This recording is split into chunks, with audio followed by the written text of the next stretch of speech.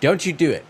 Don't you fucking scroll to the comment section, because I know you're going to do it. I know you're going to go there. You're going to read the first few top comments. You're going to laugh to yourself about, unskippable title versus unstoppable algorithm or whatever. And then you're going to get bored of my voice and you're going to click off, okay?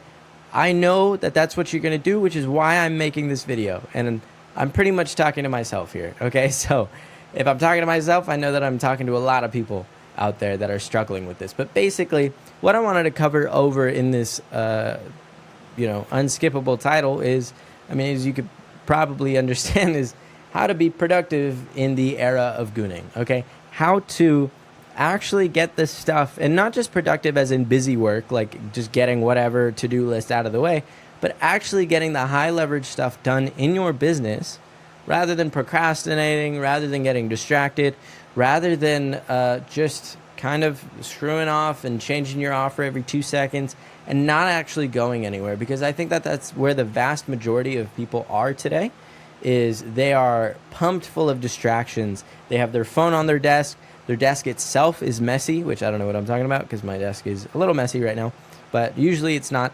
And they have all their messaging apps on their laptop. They have YouTube pulled up. They got Instagram pulled up over here. They're scrolling through Reels, right? They're doing everything they can to make sure that they are multitasking as much as possible and never actually getting anything done. Okay, so what I'm going to talk about in this video is kind of LLM porn, which is not what you think, business porn, self-improvement porn, and maybe also a little bit of actually like regular porn. But I don't have a solution to your porn addiction. I'm sorry. But I do have a bit of a solution, at least for myself, on the other three, which are all kind of related to each other, but they have very distinct bits to them, and they're kind of in phases too. When I think about them, just kind of layers of the iceberg of like these fake productivity gurus on YouTube that just keep you spinning your wheels. So the first one I want to tackle is self-improvement porn, right? We've already kind of passed this phase, this era of YouTube and social media of just self-improvement, self-optimization, of making sure every single part of you is as perfect as possible. And if you miss your 4:03 a.m. Morning jog, that you're an awful human being and you should, restart the day or something. I don't know what they actually say, but like I've been stuck there, right? I've been stuck where I'm just beating myself up because I think that because I'm not perfect, that I don't deserve to be a human, right? I don't deserve to love myself. I don't deserve to like just chill for a little bit, even though I work hard, even though on some of my worst days, I've made my best sales. I've done my best work. I was still so hyper-focused on who I should be, how optimized I should be, how every single minute should be spent doing this or this or this. And yeah, sure, you should optimize your time pretty well, but allow yourself to be human, right? Stop consuming all of these people. Stop consuming people in general, but stop consuming all this information from people that tell you that you need to journal for 4 pages in the morning, that you need to do cold showers all the time, that you need to make sure that your discipline and whatever is absolutely perfect all the time, or else you'll explode, because it's just not how it works, okay? I'm pretty good with my discipline. I hope it shows on the camera. It's also really hot. That's why I'm not wearing a shirt. And I count my calories. I'm really good about it. But I also have days where I don't want to go to the gym, right? I have days where I wake up a little bit late. But again, it's where I honestly sometimes get my best work done because I allow myself to be a human. I allow myself to take the day a little bit slower and really just be kind to myself. And I use that energy, that self-love to say, I got this. Sure, I messed up. That's okay. I still got this, right? So the next part, which is going to be a bit of a bigger part, I think a bigger chunk of this video or audio if you're listening to the podcast. What's up, guys? Basically, it's business porn, right? It's constantly consuming information, reading books, watching videos, looking at courses, buying more stuff before you actually just take action, right? There's very little that you need to be doing that says or that you need to do that is a prerequisite until you start your business, until you start just telling people about what you do, what you're selling, and just going on from there. And I've struggled with this a lot. And what I've come to the conclusion of is there are seasons, right? There are seasons of producing and seasons of consuming. Or probably a better way to say it is seasons of producing and seasons of learning. Or an even better way of saying it, seasons of earning and seasons of learning. But if you're in a season where, seasons aside, if your business is just not succeeding at all, you don't have a single customer, you're just starting out, you probably don't need to read anything, right? The key concepts, the little fundamentals that you need, you've probably already known, and you just need to do it, which is like rule of 100, sending out DMs, doing YouTube content or something like it, ads, whatever, just telling people that you exist. And that's kind of it. If you can just go from there, you have a little bit of an offer, you know kind of what you're doing, you can get people in, work for free, get proof, then start charging, etc., etc. It's very simple, right? But people just don't want to start.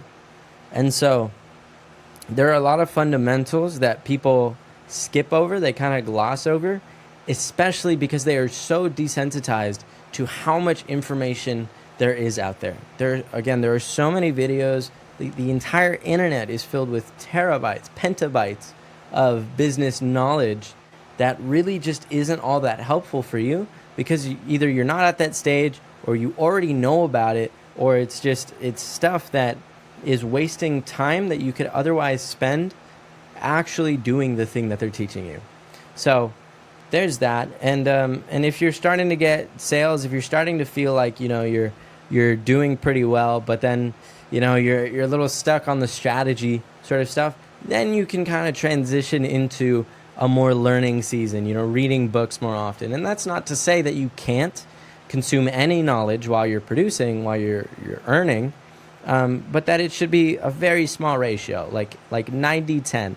90% of the day you're spending actually doing the thing, 10% you're learning a little bit more. Then you go into a season and it's more of like 60-40, maybe 50-50, 60-40, 60 producing, 40 learning, but you're still producing. You're still trying to do as much as possible, or as much of the real thing that drives your business forward to go on.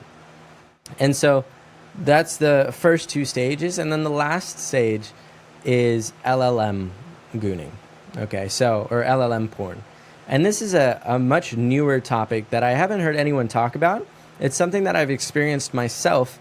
You can probably see in the reflection I have a giant curved monitor, where I've realized that sometimes I get stuck multitasking, right? I have this entire monitor that allows me to open like 4 different windows at once and look at all of them at the same size. So when I'm using an LLM to review a sales call, at the same time I can be looking at another window and working on the classroom in our school community, right? Or I can even change the tab, and now I've got an infinite number of windows or of tabs that I could be using within those 4 windows, and just keep trying to do other stuff while the LLM is working.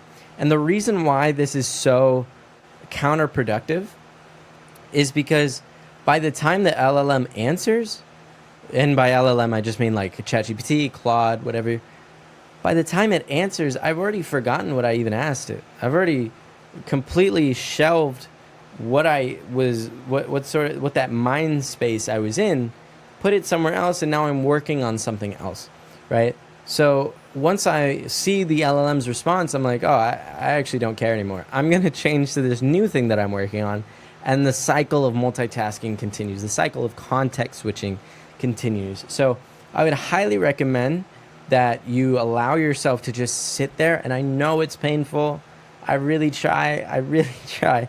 And it's hard. And sometimes I don't do it properly. But I try to sit there and just wait for the LLM to respond. Just wait. Because I know that it's going to be a great answer. And also, there's another thing that I do there as well. So number one is I just wait, right? Which also allows me to think about my prompt more instead of just sending out one question at a time. I think of maybe what are the multiple questions that I can think of right now that I can ask it and it can answer at the same time, right? And then the second thing is I use it a little bit sparingly, depending on the usage. So let's say we go back to the sales call, right? If I'm doing 10 sales calls a week, of course I want to improve, right? And I want to look at the trends of, am I getting better or am I getting worse? And of course that requires that I'm getting at least 10 sales calls a week, because then I can actually measure it. And you might think that you need to plug in every single transcript, but you don't. You really don't.